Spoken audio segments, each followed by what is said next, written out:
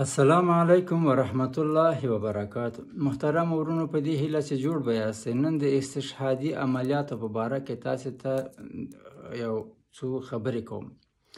بعضې خلک په مجازي صفحو کې راځي پوښتنې کوي چې دغه د استشهادي عملیاتو یا د فدایي عملیاتو یو آیات موږ ته په قرآن کې راښکاره کړي. محترم ورونو، ای کاش تاسې قرآن ویلی وای چې تاسې له قرآنه خبر وای، نو بیا به هم دا خبره نه کوله کوم چېرته قرآن ویلی وای. خو خیر، په هر حال زه به یې تاسو ته در وښیم، بیا هم که یو آیات بل آیات هم پکار و یا بل هغه به هم در وښکاره کړم.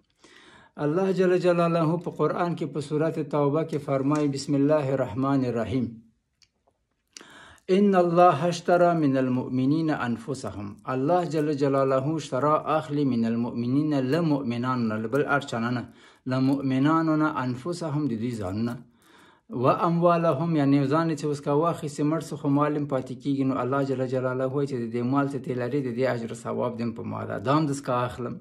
بان لهم الجنه، او په مقابل کې به تاسو ته زه درکومه جنت. څنګه به زه به څه وکړم؟ یا الله، یقاتلون فی سبیل الله، نو ته به جنګېږې د الله جل جلاله په لار باندې، د الله جل جلاله د قانون د نافذ کولو په خاطر باندې، چې اسلامي نظام به دلته راځي. داعیه به دې دا وي، نیت به دې دا وي، او نیت به دې دا وي، نو چې ته جنګېږې نو الله به نصرت هم د تاسې سره مجاهدینو سره کوي. په دې باندې ایمان به دي.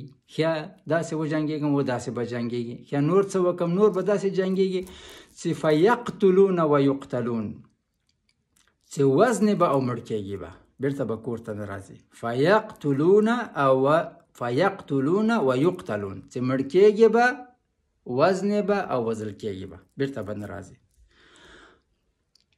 وعدا، دا وعده چې ده، حقا، دا وعده چې ده، وعدا علیه حقا، دا وعده چې ده، دا حق وعده ده. فی تورات والانجیل والقرآن، په تورات او په انجیل په قرآن کې دا وعده حق وعده وه ده. ومن اوفى بعهده، نو وفادار څوک ده بعهده په خپل عهد کې من الله، له الله نه څوک وفادار استه نسته. فاستبشروا، نو خوشحالي وکئ ببعیکم الذي بایعتم به، په دغه بیع یا په دې سودا باندې تاسې خوشحالي وکئ، خوشحالي وکئ.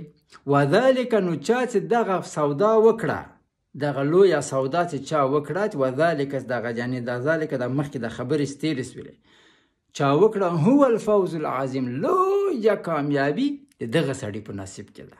نو خبرې نه اوږدوم، نور آیاتونه هم شته. الله دې وکړي چې په دې باندې تاسې سر خلاص شي. استشهادي مجاهدین داسې دي لکه په چاړه کې چې څوکه وي، د چاړې څوکه څیرل کوي، چاړه خو ټوله ورسره وي. نو فدایي یا استشهادي مجاهد هم د چاړې څوکه ده، د جهاد څوکه ده.